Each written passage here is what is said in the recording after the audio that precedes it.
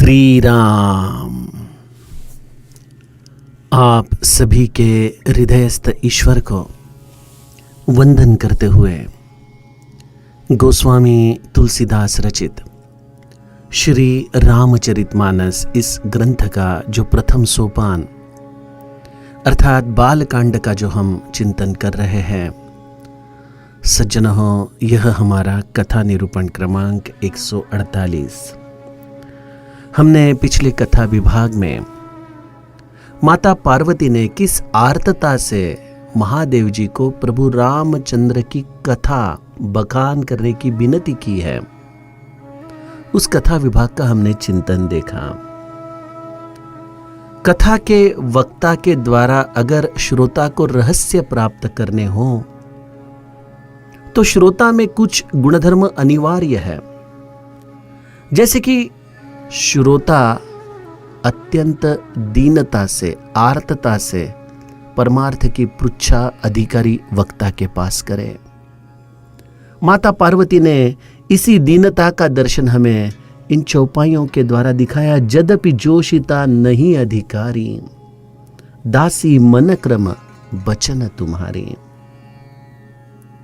दूसरा गुणधर्म जो श्रोता के अंतरंग में रहना चाहिए कि वह जानकार तो हो, उसके प्रश्न भी बिल्कुल उस रहस्य को उजागर करने वाले हो, क्योंकि वक्ता के हृदय में छुपा हुआ रहस्य उजागर करने के लिए श्रोता भी उतना ही अधिकारी रहना चाहिए, उतना ही उसका भी उस विषय में अभ्यास होना चाहिए। तो माता पार्वती ने समस्त राम कथा ही गाई है, संक्षेप में गाई है, और उसी की पृच्छा वह आज महादेव के सामने करने जा रही है। आइए उस कथा विभाग का हम गायन करें। पुनि प्रभु कहूँ सो तत्व बखानी, जेहि विज्ञान मगन मुनि ज्ञानी।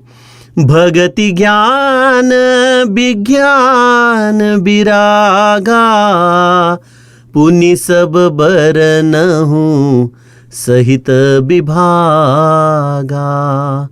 और राम रहस्य अनेका, कहु नाथ ती बिमल विवेका।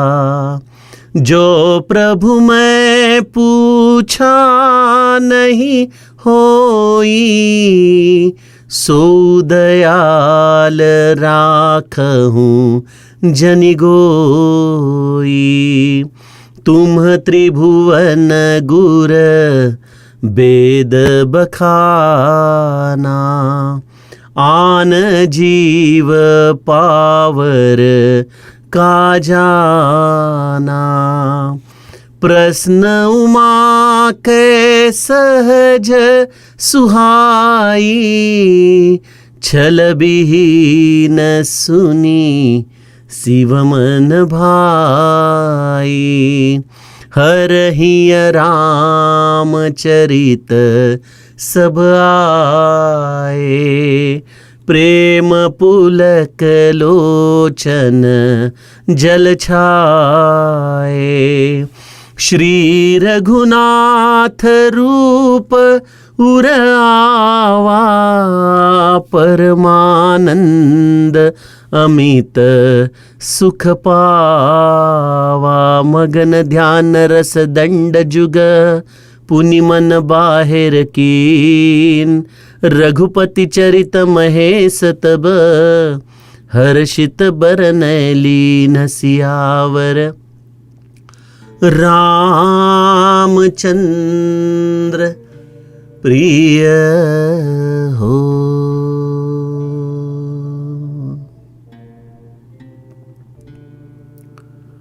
सज्जनों, माता पार्वती ने महादेव जी के सामने समस्त रघुपति चरित्र का एक चलचित्र पट ही इन प्रश्नों के द्वारा रख दिया है।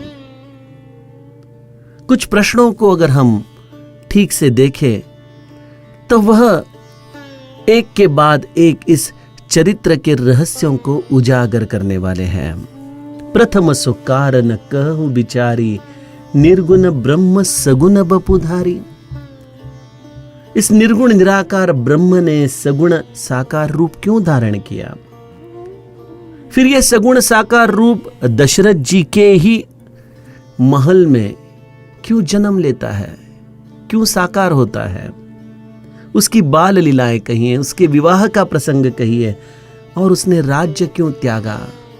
वह वन में किस तरह से गए, उन्होंने वन में किया हुआ पुरुषार्थ व लीलाएं, और किस तरह से राक्षसों के साथ युद्ध करके उन्होंने रावण का वध किया। पुनश्च अयोध्या का राज्य सिंहासन पर माता जानकी के साथ प्रभु कैसे विराजमान हुए, और अंततः प्रभु वह किस तरह से अपने निज धाम सिधार गए। यह समस्त अद्भुत प्रभु रामचंद्र का चरित्र आप मुझे बताइए।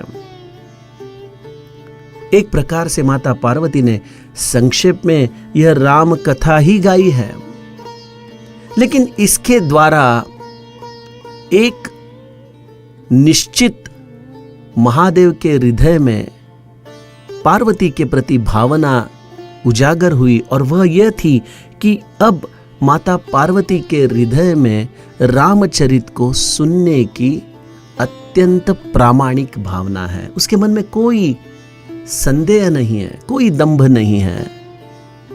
वह प्रभु रामचंद्र को जानना चाहती है।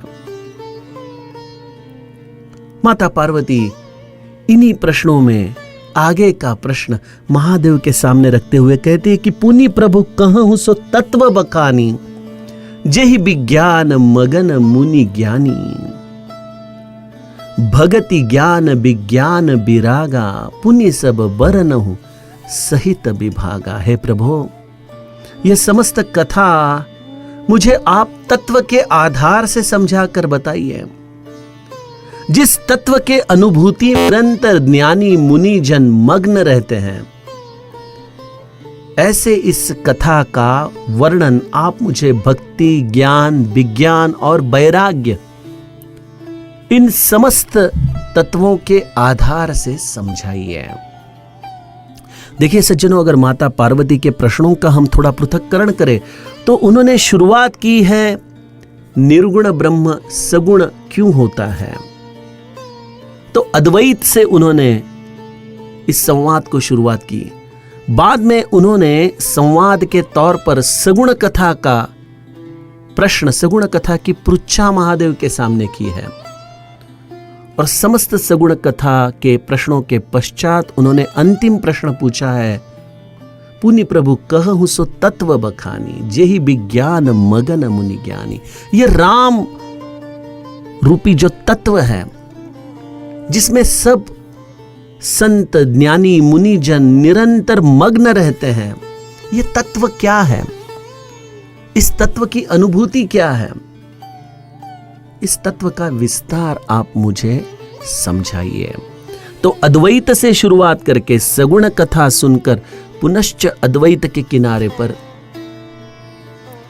माता पार्वती के प्रश्न आते हैं। इससे क्या गोस्वामी जी हमें संदेश देना चाहते हैं? पहली चीज है कि निर्गुण निराकार ब्रह्म यही शाश्वत सत्य है, नो डाउट, उसमें कोई दो राह नहीं है। तो पृच्छा होनी चाहिए निर्गुण ब्रह्म की, जो हमारा अंतिम ध्येय है। लेकिन उस अंतिम ध्येय को जानने के लिए प्रभु रामचंद्र का सगुण चरित्र, जिसने अत्यंत मनःपूर्वक अंतःकरण पूर्वक श्रवण किया है, वही इस सगुण चरित्र के द्वारा निर्गुण निराकार ब्रह्म तक पहुंच सकता है। तो कहने का मतलब यह है कि जो लोग कहते हैं कि यह कथा पुराण में क्या रखा है, निर्गुण निराकार ब्रह्म ध्यान से पाया जाता है, सगुण भक्ति से नहीं, उनके लिए यह ग्रंथ हमें एक बोधांजन देता है कि निर्गुण निराकार ही भक्ति की अंतिम अवस्था है। लेकिन इसका पंथ सगुण भक्ति के माध्यम से जाता है, वही साधन है। उस साधन में अपने देह बुद्धि को जो भूल पाएगा, वही निर्गुण निराकार तक पहुंच जाएगा। समर्थ का एक श्लोक है, जगी धन्य तो राम सूखे निवाला, कथा ऐकता सर्व तल्लीन जाला, देहे बुद्धि राम कथा उड़ाली, मनोवासना राम रूपी बुड़ाली, देहे भावना राम रूपी बुड़ाली। यह हमारी जो देह की भावना है या जो मनोवांशिक जो ये वासनाएं हैं, ये समस्त कथा में जब डूब जाती है तो जो बच जाता है वही तो ब्रह्म है। तो इसलिए राम कथा एक अद्भुत रसायन है। यह केवल कोई काव्य नहीं, यह केवल कोई कथा नहीं, यह केवल कोई कल्पना नहीं। इस कथा में अपना जी लगना, अपना मन लगना, इसमें श्रवण करते करते अपनी देह भावना और मनोवासनाओं को भूल जाना, यही तो गुरु कृपा है, यही तो प्रभु की कृपा है सज्जनों। और इस कथा युग में, मैं इसे कलियुग नहीं कहता, ये तो पूज्य बापू ने दिया हुआ शब्द है कि यह कथा युग है, यह कलियुग नहीं, क्योंकि अन्य साधनाओं के द्वारा इस निर्गुण निराकार ब्रह्म तक पहुंच पाना बड़ा कठिन है। कथा एक अत्यंत सरल माध्यम है, बहुजनों को जो निर्गुण निराकार ब्रह्म की प्राप्ति करवा दे, ऐसा यह सरल साधन है। लेकिन फिर कथा कैसी होनी चाहिए? देखिए, कथा अधिकारी वक्ता के द्वारा ही कही हो। जैसे मेरे महादेव के जो उपासक है, जिन्होंने महादेव की तरह तपस्या की है, जिन्होंने महादेव की तरह इस जहर को पिया है, जो महादेव की तरह अत्यंत सुंदर नेत्र रखते हो कमल जैसे, जो निस्वार्थी हो, जिनके चरण और आचरण में कोई भेद ना हो, ऐसे महादेव जैसे वक्ता इस कथा का हमें रहस्य समझा सकते हैं। तो कथा केवल व्यक्तिवाचक नहीं होनी चाहिए, क्योंकि प्रभु रामचंद्र को अगर हम व्यक्ति समझे तो हम बहुत बड़ी भूल कर पाएंगे, क्योंकि प्रभु रामचंद्र तत्व है। इस तत्व को जानकर, इस तत्व के साथ तद्रूप होकर ही कथा की जा सकती है। इस तद्रूपता में ही निरंतर संतों का वास है। गोस्वामी जी कहते हैं ना, बुध विश्राम सकल जन रंजनी। ये पंडितों का विश्राम है, ये जन सामान्यों का रंजन है, ये संतों का निवास है। क्योंकि इस कथा के रहस्यों में जो तत्व विभाग है, इसमें निरंतर संत डूबे रहते हैं। तो इस भावना तक जो वक्ता श्रोताओं को ले जाए, वह अधिकारी श्रोता है। या फिर मनोबोध के इस श्लोक के आधार से अगर कहूं, तो जिसकी कथा सुनते सुनते हम अपने आप को भूल जाते हैं। देहे भावना राम रूपी उड़ाली, मनोवासना राम रूपी बुड़ाली। ऐसी हमारी अवस्था जिसके कथा के श्रवण में हो जाती है, वह अधिकारी वक्ता है। तो कथा व्यक्तिवाचक न होते हुए प्रभु रामचंद्र के तत्व का बखान करने वाली हो, इसमें सगुण रस, करुणा रस, प्रेम रस निरंतर बहता हो, और भक्ति, ज्ञान, विज्ञान और वैराग्य, इन समस्त श्रृंगार करती हुई यह कथा श्रोता के अंतःकरण में अतीव समाधान का अनुभव उसे प्रदान करे। तो माता पार्वती ने निर्गुण निराकार रूप की पृच्छा सगुण साकार कथा के माध्यम से की है। और अंततः माता पार्वती इतना ही कहकर मौन हो जाती है कि प्रभु, जो मैंने प्रभु रामचंद्र के प्रति प्रश्न किए हैं, वह तो मेरे बुद्धि के अनुसार है। शायद यह मेरे प्रश्न आपको संवाद करने के लिए पर्याप्त ना हो, लेकिन मैं जानती हूं कि आप मुझ पर प्रसन्न हो, और इसलिए इस प्रसन्नता के प्रति मैं एक ही वरदान आपसे मांगती हूं। और राम रहस्य अनेका, कहु नाथ अति विमल विवेका। प्रभु, इसके अलावा जो मैंने पूछा नहीं है, इसके सिवा भी यह राम अनंत है, क्योंकि हरि अनंत, हरि कथा अनंता आप ही कहते हो। तो शायद मेरे प्रश्न बड़े अल्प हो, मेरे अल्पमति के आधार पे मैंने पूछे हो, लेकिन शायद जैसे गंगा जल को हम किसी एक कटोरे में उठाकर गंगा समझ लेते हैं, उसी तरह ये मेरे रामचरित मानस के प्रति प्रश्न है। लेकिन और राम रहस्य अनेका, शेष बहने वाली गंगा जी अनंत है, व्यापक है। ऐसे प्रभु रामचंद्र के जो अनंत रहस्य है, हे प्रभु कहु नाथ अति बिमल विवेकाम। और यह अनंत रहस्य कौन जान सकता है? जिसका अति शुद्ध, अति सूक्ष्म विवेक हो, विवेक प्रधान जिसकी दृष्टि हो, जो निरंतर इस विमल मन से राम कथा को अपने हृदय में सुमिरन करता हो, ऐसा अधिकारी महादेव रूपी वक्ता ही और राम रहस्य अनेका जान सकता है। तो प्रभु, यह समस्त रहस्य मैं आपके श्रीमुख से सुनना चाहती हूं। जो प्रभु मैं पूछा नहीं होई, सो दयाल राखहूं जनी कोई। प्रभु, मैंने जो आपको अल्प प्रश्न पूछे, शायद यह राम कथा का एक छोटा सा बिंदु हो, लेकिन जो मैंने पूछा नहीं है, लेकिन मेरा आप सद्भाव जान लीजिए, मेरे हृदय के आर्तता को आप पहचान लीजिए, और उसके पश्चात जो मैंने आपसे पूछा नहीं हो, ऐसे अनंत हरि के चरित्र प्रभु आप दया करके मुझसे कुछ भी न छिपाते हुए इस कथा का आप बखान कीजिए। सज्जनों, यह होता है अधिकारी श्रोता, जो वक्ता को संवाद करने के लिए बिल्कुल अपनी इस आर्तता के कारण मजबूर कर दे। माता पार्वती अपने पतिदेव के चरणों में वंदन करते हुए एक ही बात कहती है, तुम त्रिभुवन गुर वेद बखाना, आन जीव पावर का जाना। वेदों ने आपको तीनों लोकों का गुरु कहा है। तो यह जो हरि की अनंत कथा है और राम रहस्य अनेका है, ये आपके सिवा कौन जान सकता है?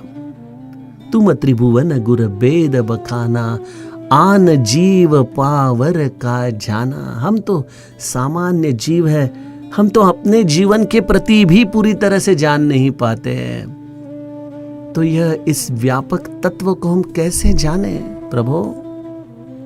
इसलिए कृपा करके आप यह समस्त प्रभु की कथा ज्ञान, विज्ञान, भक्ति और वैराग्य के सहित मुझे समझाइए। और जैसे ही माता पार्वती ने इन प्रश्नों के आधार से महादेव के सामने अपनी पृच्छा रखी और अपनी वाणी को मौन किया, वो महादेव की तरफ देखने लगी। महादेव इतने देर तक माता पार्वती की तरफ देखकर एक मौन स्मित अपने चेहरे पर रखते हुए उनके प्रश्नों को सुन रहे थे। और जैसे ही माता पार्वती की वाणी मौन हो गई, महादेव ने अपनी आंखें मूंद कर अपने हृदय की यह अवस्था अनुभव करना शुरू की है। क्या हो रहा है महादेव के हृदय में? जब माता पार्वती ने इतनी तपश्चर्या के पश्चात अपना स्थान प्राप्त करके वह पृच्छा महादेव के सामने रखी, तो महादेव के हृदय में जो एक विलक्षण रसायन वह अनुभव कर रहे हैं, गोस्वामी जी उसका वर्णन करते हैं। हर ही राम चरित सब आए, प्रेम पुलक लोचन जल छाए। जैसे ही माता पार्वती ने यह समस्त पृच्छा महादेव के चरणों में की, महादेव जी के अंतःकरण में समस्त रामचरित्र प्रकट हो रहा है। प्रेम पुलक लोचन जल छाए, शरीर रोमांचित हो गया, अतीव स्नेह हृदय में जागृत हुआ है और प्रभु रामचंद्र के सुमिरन के कारण महादेव के नेत्र सजल हुए हैं। महादेव की यह अवस्था एक सुंदर हिंदी चित्रपट के गीत में लिखी है। वो जब याद आए, वो जब याद आए, बहुत याद आए, वो जब याद आए, बहुत याद आए, गमे जिंदगी के अंधेरे में हमने चरागे मोहब्बत जलाए बुझाए, वो जब याद आए, बहुत याद आए।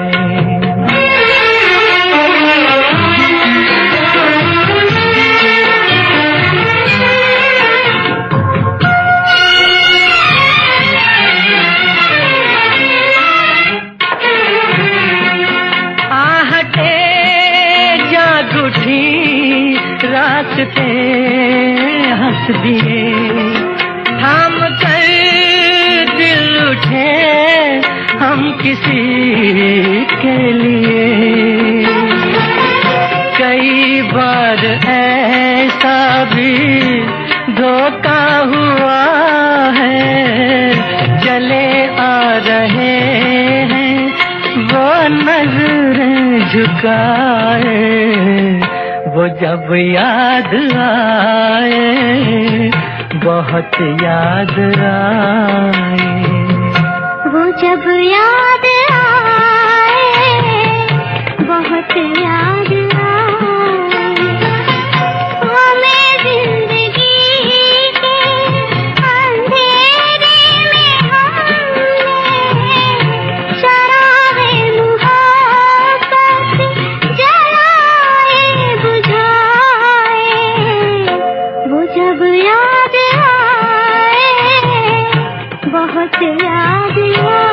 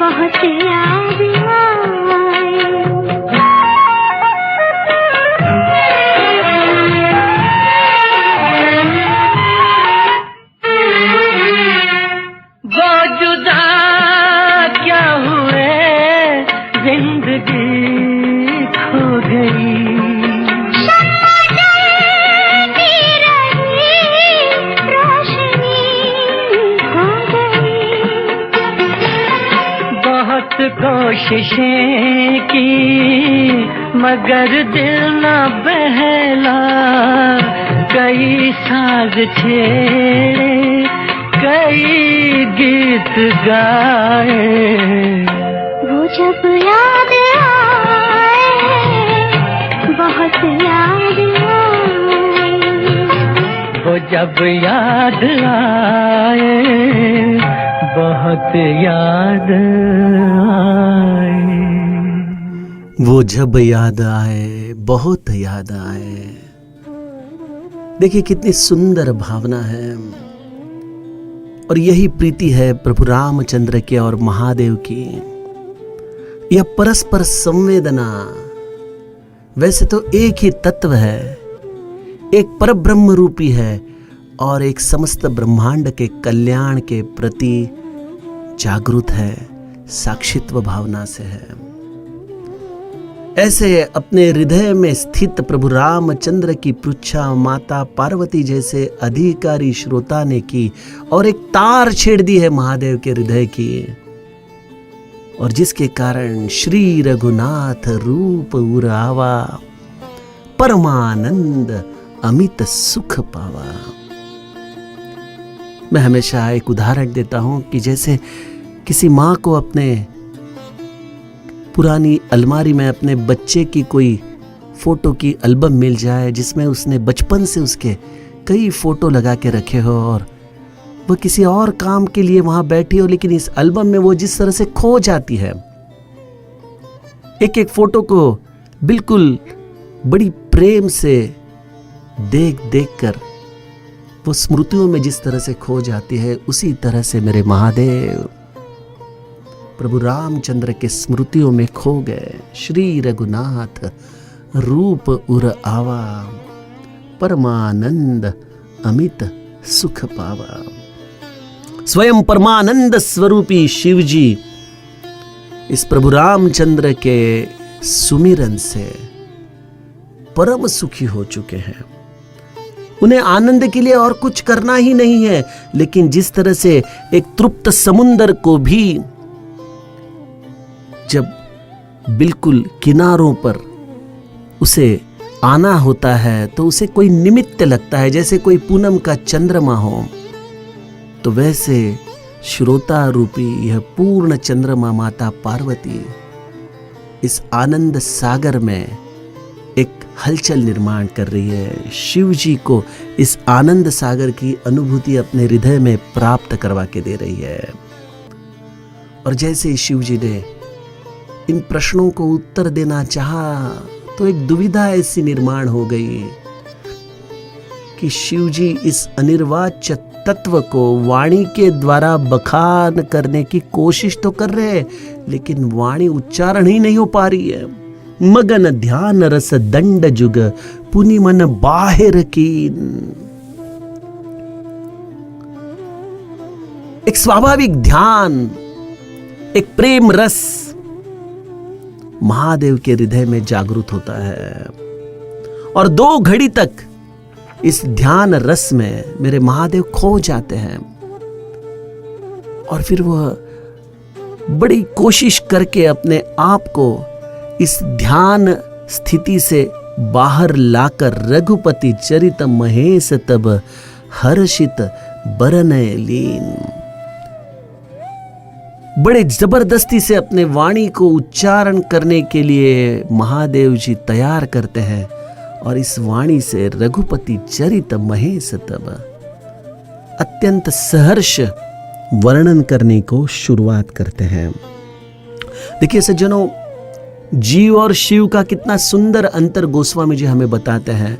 जीव को साधन करने के लिए अपने मन को इन इंद्रियों के विषयों से खींचकर अंदर लाना पड़ता है, जिसमें उसे बड़े कष्ट होते हैं। और शिव जो निरंतर अपने आत्म स्थिति में रहता है और इन इंद्रियों के विषयों के द्वारा इस आनंद को प्रकट करने में उसे कष्ट लेने पड़ते हैं। तो यह है जीव और शिव का अंतर, जो निरंतर अपने स्वानंद में इस प्रेम रस में डूबा रहता है। तो ऐसे महादेव ने अपने स्वयं को संभाला और प्रभु रामचंद्र के चरित्र का वर्णन अत्यंत प्रसन्नता से वह माता पार्वती के सामने करना शुरू करते हैं। आइए किस तरह से वो माता पार्वती के प्रश्नों का उत्तर देते हैं और जिसके कारण यह सुंदर कथा प्रवाहित होने लगती है, उस संवाद को हम कल के कथा विभाग से सुने। जानकी जीवन स्मरण। जय जय राम।